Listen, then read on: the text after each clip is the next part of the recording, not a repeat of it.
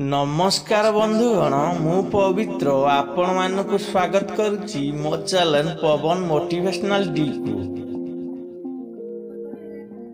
आजिर topic हैला घरे केउ तीनोटी जिनिस रखिले घर को दारिद्रता माड़ी आसी थाए।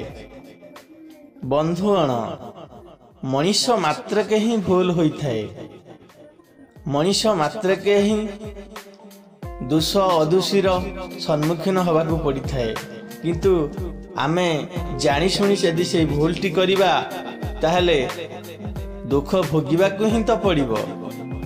तो आसंतु जानिबा से तीनोटी गुरुत्वपूर्ण भूल कौन। बंधुगण आपण माने घरे निश्चित भावरे भगवान को पूजा करुछंती, किंतु आपण कौन जानिछंती घरे प्रभु श्री श्री गजानन महाप्रभु गणेशंकर यदि भंगा मूर्ति आपण पूजा करिवे ताहले घरे अशुभ हबो एवं घरे सर्वदा दुख लागी रहिबो एवं घरे दारिद्रता मध्य लागी रहिबो। कारण प्रभु श्री गजानन महाप्रभु हेले अग्रपूज्य होइथिबारु तांकर भंगा मूर्ति यदि स्थापना करी आपण माने घरे पूजा करिवे ताले घरर अनेक प्रकारर असुविधा घटी थाए। नंबर 2, घरे केबे मध्य भंगा घड़ी रखंतु नहीं। कारण वास्तु दोष अनुसारे भंगा घड़ी रखिले घरे अनेक दुर्घटनार सम्मुखीन होबाकू पड़ी थाए। समय सबुबले आपण को दगा दे थाए, कारण भंगा घड़ी रखिले आपणकर केबे भी भल समय आसी न थाए। एवं नारी माने जो माने घरे भगवान को पूजा करुचंती से पूजा करिवा समय रे केबे हेले मध्य नड़िया बाड़ांतु नहीं। एवं नारी माने कौनसी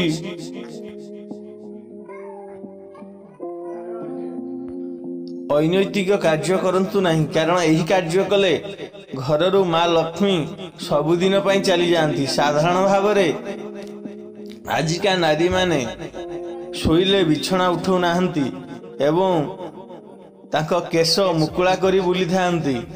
यह कले माँ लक्ष्मी केबे भी आपणक पाखरे प्रसन्न होई न थांती। लक्ष्मी पुराण अनुसारे आपण माने घरे घरे माँ लक्ष्मी पुराण पढ़ुचंती, तो आपण माने भल भाव रे जानिथिबे लक्ष्मी पुराण रो नीति नियम गुड़िक कौन कौन सब। आपण माने यदि जानि नाहंती मते कमेंट करंतु, मु वीडियो माध्यम रे आपण मानकु गोटी गोटी करी बुझाई कहिबी। तो आसंतु जानिबा 3 नंबर असुविधाटी कौन। 3 नंबरटी हैला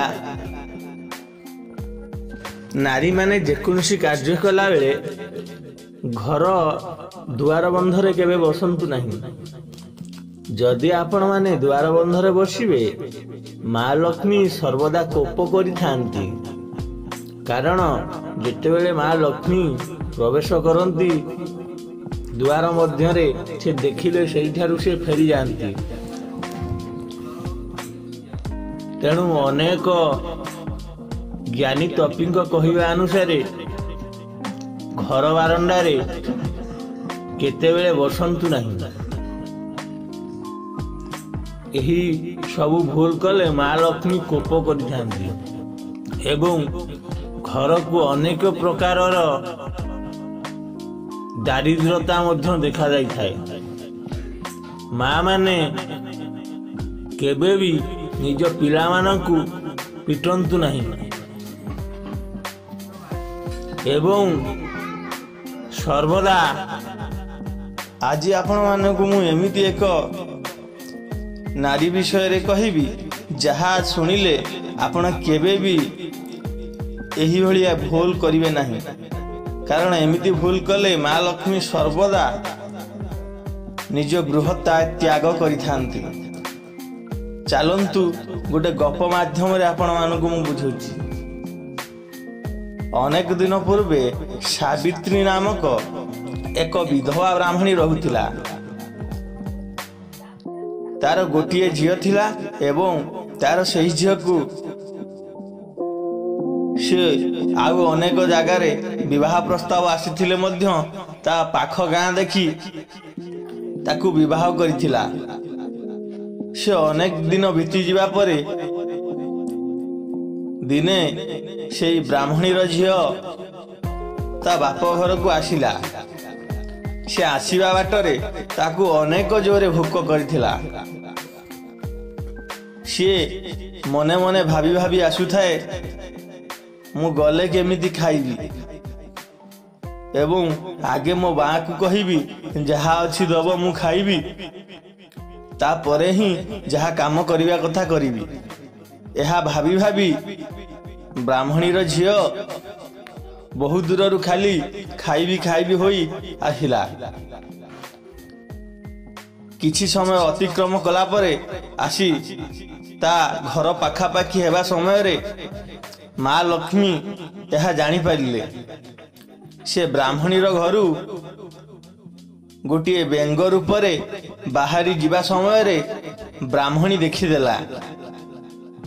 तेणु ब्राह्मणीटी माँ लक्ष्मी को पाद तले पड़ी अनुरोध कला, माँ तुम्हें मो ऊपर एते कूप करुच काहींकी।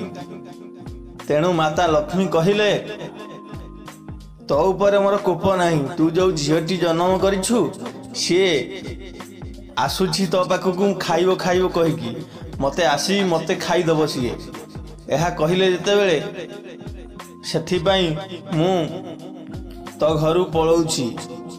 ब्राह्मणी कहिला, माता तमे जानतु नहीं मु ताकू आपणक मौली रे शांति करिदेबी।